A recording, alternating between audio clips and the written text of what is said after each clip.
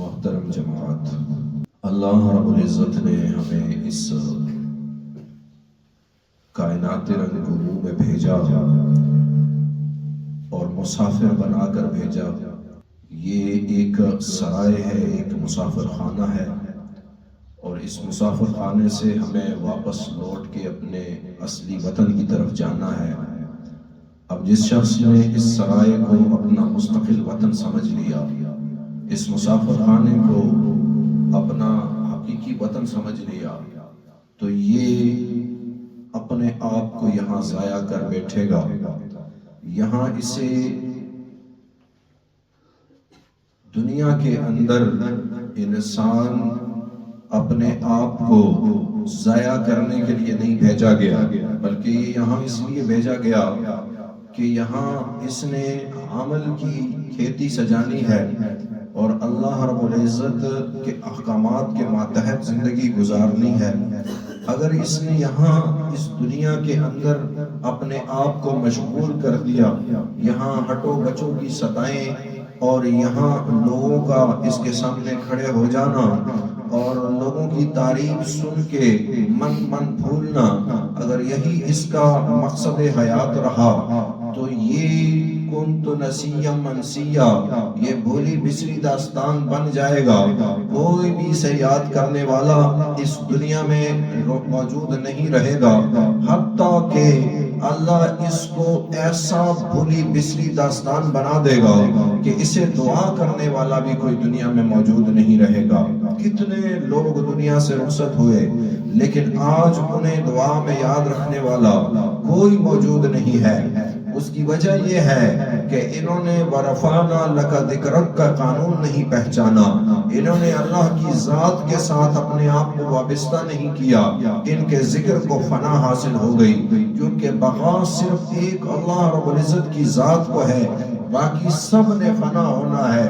ہاں، ان لوگوں کے ذکر کو دوام حاصل ہوگا جنہوں نے باقی کے ساتھ اپنے آپ کو پیوست کر لیا۔ ابھی تو ہم نے آخرت کا سودا طے نہیں کیا، اس کے بعد اللہ رب العزت کی ذات ہے۔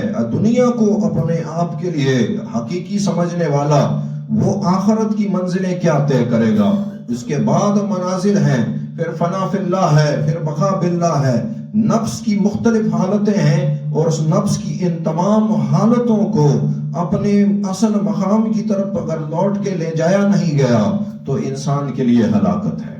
عزیزان گرامی، چند ہی لمحوں میں ہم اندھیری کوٹری میں اترنے والے ہیں۔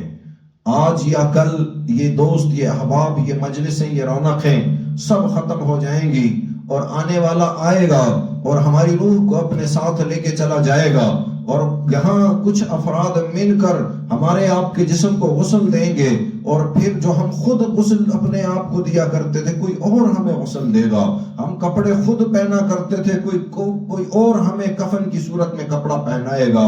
ہم خود اپنی آنکھیں بند کیا کرتے تھے، کوئی اور ہماری آنکھیں بند کرے گا، اور ہم آنکھیں کھولنے کے لیے دوسرے دن کی صبح کو آنکھیں بند کیا کرتے تھے رات کے اوقات میں، لیکن پھر ہم آنکھیں بند کوئی اور کرے گا، ہمیشہ کے لیے بند کر دی جائیں گی۔ اب حالات قریب ہیں کہ ہمیں دنیا سے رخصت ہونا پڑے۔ تو جس شخص نے اپنی آخرت کی منازل کو پہچان لیا، جس شخص نے پہچان لیا کہ میں نے اللہ کی بارگاہ میں حاضر ہونا ہے، جس شخص نے وَرَفَعْنَا لَكَ ذِكْرَكَ کا قانون پہچان لیا، اس کے لیے آخرت کی منازل، اس کے لیے اللہ کے ہاں رفعت عالی شان ہے، اس کے لیے اس کے ذکر کو دوام ہے، اور اس کے لیے دعا کرنے والے۔ آپ دیکھ لیں ہماری اس تاریخ میں دنیا جب سے آباد ہوئی، کتنے ایسے لوگ آئے کہ آج بھی ان کی قبروں کو پتھر مارے جاتے ہیں۔ عرب میں ایک شخص کی قبر ہے، اس کو روز پتھر مارے جاتے ہیں، جب لوگ وہاں سے گزرتے ہیں اس کو پتھر مارتے ہیں۔ حضور کی ہجو بیان کی تھی، حضور کے خلاف اس نے شاعری کی تھی، مسلمانوں میں یہ رسم سی چل پڑی، اس کی قبر کو پتھر مارے جاتے۔ اور کتنے ایسے لوگ ہیں جو بڑے بڑے بلند علوم والے تھے، بڑی مسندوں والے تھے، لیکن ان کو آج یاد کرنے والا بھی کوئی نہیں۔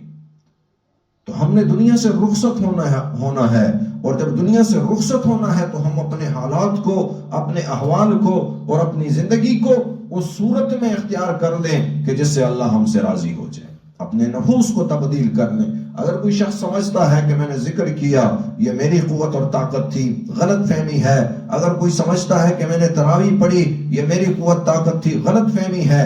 اللہ کے سامنے فریاد کرو کہ میرے مالک مجھ جیسے ناپاک اور نجس آدمی کی زبان پر، مجھ جیسی ناپاک زبان پر اللہ آپ نے اپنا اور اپنے حبیب کا پاک نام جاری فرمایا، میں آپ کا شکر گزار ہوں. یہ بلم کا قصہ ہماری تاریخوں میں لکھا ہے، کتب نے لکھا ہے کہ اس شخص کو اللہ نے بڑا رتبہ بلند مقام عطا فرمایا تھا، بڑے علوم تھے اس کے پاس، لیکن پھر یکدم سے یہ نیچے گرا اور ایسا گرا کہ قیامت تک اس کے نام کو کوئی رحمت اللہ تعالیٰ علیہ کہنے کو تیار نہیں. دیکھو مسلمان جو بھی دنیا سے رخصت ہو جائے اس کے لیے ہم کہتے ہیں رحمہ اللہ، اللہ کی اس پر رحمت ہو، اللہ کی اس پر رحمت نازل ہو. یہ رحمت اللہ تعالیٰ علیہ اسے ہم نے صرف کچھ خاص علماء کے ساتھ مخصوص کر رکھا ہوتا ہے. اصل میں یہ دعا ہے کسی بھی مسلمان کے لیے رحمت اللہ تعالیٰ علیہ، اللہ کی اس پر رحمت نازل، چاہے وہ زندہ بھی ہو یا چاہے مردہ ہو. یہ بھی ہم نے مردوں کے ساتھ بھی مخصوص کر رکھا ہے، جو دنیا سے رخصت ہو گئے انہی کے لیے ہم کہتے ہیں اللہ کی اس پہ رحمت نازل ہو. تو کیا زندہ کو ضرورت نہیں ہے؟ زندوں کو بھی ضرورت ہے رحمت اللہ تعالیٰ علیہ، اللہ کی اس پہ زندوں پہ بھی رحمت نازل، اور جو دنیا سے رخصت ہو گئے اس پہ بھی رحمت نازل. لیکن اس شخص کو اتنے علوم کا مالک، اس شخص کو کوئی رحمت اللہ تعالیٰ علیہ کہنے کو تیار نہیں. کیوں کہ اس نے اللہ کی بغاوت اختیار کر لی. اس نے، علماء نے لکھا ہے، ساری زندگی اس نے ایک دن بھی اللہ کا شکر ادا نہیں کیا. جو علوم اسے ملے تھے، جو ذکر و فکر اسے ملا تھا، جو مسند اسے ملی تھی، اس پہ اس نے ایک دن بھی شکر ادا نہیں کیا. اس وجہ سے اللہ نے اسے ذلیل و رسوا کر دیا. تو اللہ کا شکر ادا کیا کریں کہ اللہ آپ کا شکر ہے کہ مجھ جیسے ناپاک آدمی کی زبان پر آپ نے اپنا ذکر جاری فرما دیا. اللہ شکر ہے کہ مجھ جیسے گنہگار اور ناپاک کو آپ نے رکوع سجود کی توفیق عطا فرما دی. اللہ شکر ہے کہ آپ نے مجھ جیسے کو اپنے گھر میں داخل ہونے کی توفیق عطا فرما دی. یہ خاص لوگوں کو ذکر کے لیے بٹھایا جاتا ہے. وہ خاص لوگ ہوتے ہیں اللہ جنہیں ذکر کی توفیق عطا فرماتا ہے. ایک صاحب مجھے بتانے لگے، کہنے لگے کہ جی میں پریشانیاں ہیں، تکلیفیں ہیں. میں نے عرض کیا، میں نے کہا آپ اللہ کا ذکر کیا کریں. میں کرتا ہوں. میں نے کہا کس طرح؟ کہا جی صبح بس استغفار کچھ تھوڑا پڑھ لیتا ہوں. تو میں نے کہا نہیں، آپ کم از کم 313 مرتبہ استغفر اللہ الذی لا الہ الا هو الحی القیوم واتوب الیہ 313 مرتبہ پڑھا کریں. بتانے لگے میں نہیں پڑھ سکتا، دل تنگ ہو جاتا ہے. دیندار آدمی تھے لیکن ذکر کی توفیق سلب تھی. یہ کسی کو اللہ یہ توفیق عطا فرماتا ہے. کوئی ہوتا ہے وہ شکر ادا کرے اللہ کی ذات کا کہ وہ اس کا جی چاہتا ہے کہ میں ہر وقت تسبیح میرے ہاتھ میں رہے اور میں اللہ کا ذکر کرتے کرتے جاگوں بھی اللہ کا ذکر کرتے کرتے سوؤں بھی اللہ کا ذکر کرتے کرتے. یہ اللہ کی دی ہوئی توفیق ہے جسے عطا فرما دے. ورنہ جس سے اللہ توفیق سلب کر لیتا ہے، کبھی چکر لگایا کریں عبرت کے لیے اسپتالوں کے، کبھی چکر لگایا کریں عبرت کے لیے بازاروں کے، کبھی چکر لگایا کریں عبرت کے لیے تھانوں تحصیلوں کے. آپ دیکھیں گے بڑے بڑے نامور لوگ ذلیل و رسوا ہوئے پڑے ہوتے ہیں. اسپتالوں میں ایسے لوگ میں نے دیکھے کہ ایک مرتبہ ایک سجدے کے لیے روتے ہیں. ایسے لوگ میں نے دیکھے کہ وہ ایک بار اللہ کہنے کے لیے تڑپتے اور ترستے ہیں. یہ اللہ کی توفیق ہے جسے اللہ عطا فرما دے. تو شکر ادا کیا کریں کہ اللہ آپ کا شکر ہے آپ نے ہمیں یہ توفیق عطا فرمائی. اللہ مجھے بھی ہر پل، ہر لحظہ، ہر لمحہ، زندگی کا ہر پل اللہ مجھے توفیق عطا فرمائے کہ میں اللہ کے ذکر میں مشغول رہوں، اور اللہ آپ کو بھی یہ توفیق عطا فرمائے کہ آپ اللہ کے ذکر میں مشغول رہیں. ہم تمام احباب کے لیے یہی دعا ہے، کیونکہ ذکر وہ چیز ہے جو اللہ کو اتنی پسند کہ اللہ نے قرآن کریم کے ہر پارے کے ہر دوسرے صفحے کے اوپر اپنے ذکر کی طرف بلایا. جب کبھی آپ غور و فکر تدبر کریں گے، علماء سے میری درخواست ہے کہ کم از کم 100 مرتبہ یہ دعا لازمی رات کو سوتے وقت پڑھا کریں. یا علیم علمنی، یا خبیر اخبرنی، یا وہاب حب لی من اسرار الدنیا والآخرہ. اور ہمارے بعض اکابر نے اس کے ساتھ یا رشید و ارشدنی کا اضافہ بھی فرمایا ہے. یا علیم علمنی، یا خبیر اخبرنی، یا رشید و ارشدنی، یا وہاب حب لی من اسرار الدنیا والآخرہ. یہ دعا آپ کو انشراح صدر عطا فرما دے. پھر آپ کو قرآن کریم کی ہر آیت اور ہر لفظ کے پیچھے، ہر حرف کے پیچھے ایک علم کا سمندر ملے گا. اللہ ہم سب کو توفیق عطا فرمائے. اللہ کے ذکر میں مشغول رہیں، عبادتوں اطاعتوں میں مشغول رہیں. اس کے ساتھ ساتھ ایصال ثواب کے لیے کوشش کیا کریں. ایصال ثواب اسے کہا جاتا ہے کہ آپ نے جو ذکر کیا وہ ذکر، یا آپ نے کوئی بھی نیکی کا عمل کیا، وہ نیکی کا عمل آپ اپنے کسی بڑے کو جو دنیا سے رخصت ہو چکا ہے. پہلے لوگ جانتے تھے بزرگ، اب نئی نسل، ہمارے نئے لوگ، نئے جو آئے ہیں، ان کو اس چیز کا علم نہیں، کیونکہ اس کی تعلیم نہیں دی جا رہی، اس کی تعلیم موجود نہیں ہے. پہلے لوگوں کو، بزرگوں کو پتہ ہے، وہ جب شام کو جمعرات کے دن یا کسی بھی دن شام کو ایک پلیٹ سالن، ایک روٹی لے کے بیٹھتے تھے بڑے بوڑھے، اور دعا کرتے تھے اللہ اسے اپنی دربار عالی شان میں قبول و منظور فرما. اللہ یہ ثواب رسول اللہ صلی اللہ علیہ وسلم کو تحفہ پیش کرتے ہیں، ان کے اصحاب کو، صحابیات کو، ازواج مطہرات کو، آل بیت اطہار کو ثواب پیش کرتے ہیں.